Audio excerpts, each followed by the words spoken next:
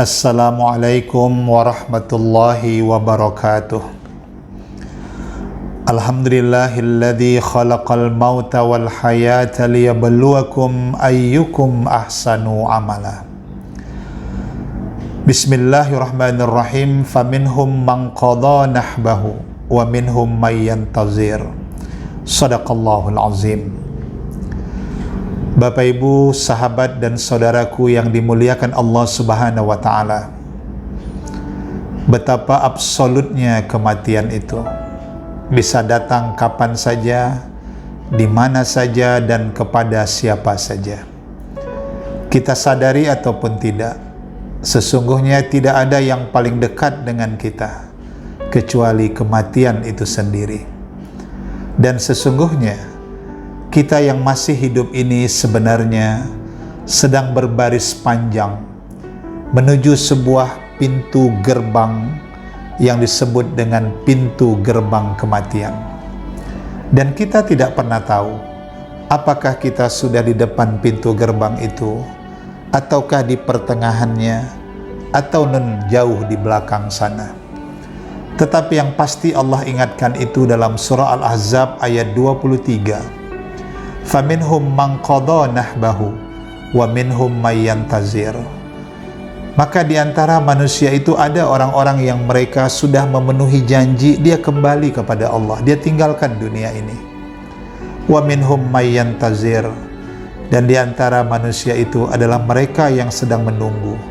Inilah kita yang hari ini, kita yang masih menghirup udara di bumi Allah ini.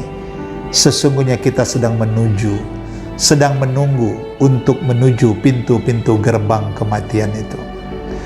Betapa drama kematian itu sangat menyadarkan kita. Betapa tidak berdayanya kita ketika jasad sudah terbujur kaku. Wajah kita juga sudah tidak memancarkan cahaya lagi. Dan pada akhirnya jasad kita yang tidak berdaya itu akan dimandikan, dikafan, dan kemudian orang mengangkat jenazah kita dan untuk disolatkan, dan pada akhirnya kita dihantarkan menuju alam kubur. Ada 3 yang mengantarkan kita: keluarga, sahabat, sejawat, dan orang-orang yang menjadi sahabat kita di dunia ini. Kemudian harta benda, mungkin mobil kita, kendaraan ikut membawa rombongan. Dan satu lagi, amal ibadah kita. Ketika jenazah sudah dikuburkan, kita bayangkan 2 meter kali 1 alam barzah. Itulah peraduan kita. Keluarga yang kita sayangi, suami, istri, anak, sahabat, mereka yang menangis menitikkan air mata yang jatuh di pusara, mereka akan kembali. Harta benda yang kita miliki akan dibawa pulang. Bahkan inventaris STM, bendera, kerenda, tikar, ambulan, semua dikembalikan lagi. Itu bukan harta kita. Tapi ada yang tidak pernah kembali lagi. Itulah amal ibadah selagi kita hidup di bumi yang fana ini. Dalam sebuah hadis dari Abi Hurairah, hadis ini diriwayatkan Ibnu Majah. Nabi SAW menyebutkan, inna mimma yalhaqul mu'min min hasanatihi wa amalihi ba'da mautihi. Ternyata ada amalan-amalan yang akan menyertai seseorang itu ketika dia telah meninggal dunia. Amalan itu menyertai dan mengikutinya, dan itulah yang menjadi penolong bagi dirinya. Dan itulah investasinya, kehidupan pasca dia tinggalkan dunia ini. Apakah amalan-amalan yang akan menyertai itu? Dalam hadis tersebut Nabi SAW menyebutkan yang pertama, ilman allamahu wa nasyarahu. Itulah ilmu yang pernah dia pelajari. Ilmu itu dia pelajari, dia amalkan, wa nasyarahu, dan dia sebarluaskan kepada orang lain.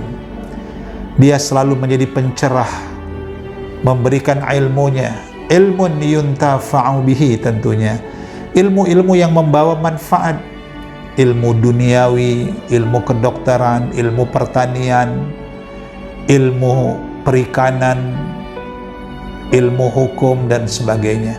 Apalagi orang yang mengajarkan ilmu-ilmu akhirat, ilmu-ilmu yang mendekatkan manusia kepada Allah Subhanahu wa taala. Dia sebarkan dan orang lain pun mengamalkan ilmunya. Itu investasi yang pertama. Yang kedua, Nabi sallallahu alaihi wasallam katakan lagi, awwaladan salihan tarakahu. Semasa hidup dia berjuang mendidik anak-anaknya, sehingga anak yang dia tinggalkan menjadi anak yang salih dan salihah.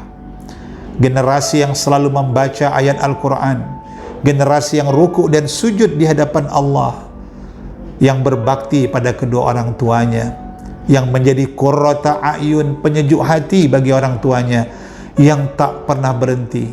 Setiap kali dia berdoa, dia doakan kedua orang tuanya yang masih hidup bahkan yang tiada. Maka berbahagialah dan bersyukurlah kita ketika hari ini kita sudah mewariskan dan meninggalkan generasi-generasi yang salih dan salihah. Mereka juga dengan doa-doa mereka itu akan menjadi investasi bagi kita di alam kubur nantinya.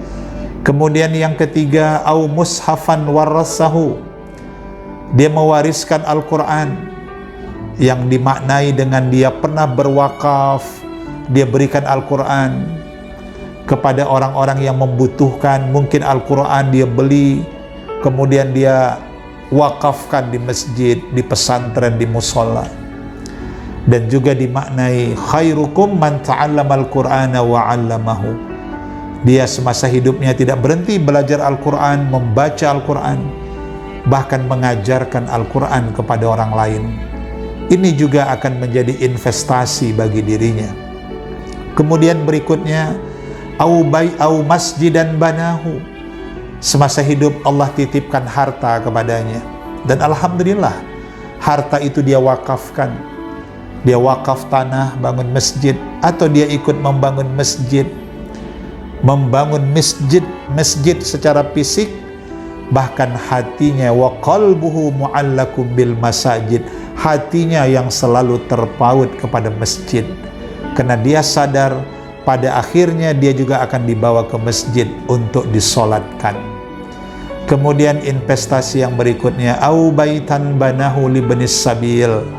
Dia pernah membangun rumah untuk penampungan orang-orang yang terlantar, apakah itu membangun semacam panti asuhan, membangun tempat orang-orang yang hidup dalam penderitaan, membangun tempat penampungan para mu'allaf, tempat-tempat menampung orang-orang yang tidak berkecukupan, anak yatim piatu ditampung di tempat itu. Nah, semua itu juga akan menjadi investasi bagi dirinya. Kemudian au nahran akrohu, dia memberikan air kepada orang yang kekurangan, apakah itu seteguk air minum yang dia berikan kepada tamu yang datang, atau dia memberikan air dari sumurnya kepada orang yang kekeringan sehingga mereka bisa hidup dengan air yang dia berikan. Dan terakhir yang ketujuh, yang terakhir, au sadaqatan akhrajaha min malihi bis sihatihi wa hayatihi. Sedekah yang pernah dia keluarkan semasa hidupnya, dari hartanya dia pernah bersedekah pada masa hidupnya, maka harta-harta yang pernah dia sedekahkan di masa hidupnya, baik dalam bentuk zakat, infak, wakaf, sedekah, atau dia memberi hadiah kepada orang lain, semua itu akan menjadi investasi baginya di alam barzah. Semoga kita semua insya Allah mendapatkan husnul khatimah di akhir kehidupan kita. Karena kematian itu bagaikan wisuda kehidupan bagi kita. Kita tentu ingin menjadi wisudawan terbaik, dengan nilai terbaik, dengan amal ibadah terbaik yang sudah kita persiapkan. Amin ya rabbal alamin. Wassalamualaikum warahmatullahi wabarakatuh.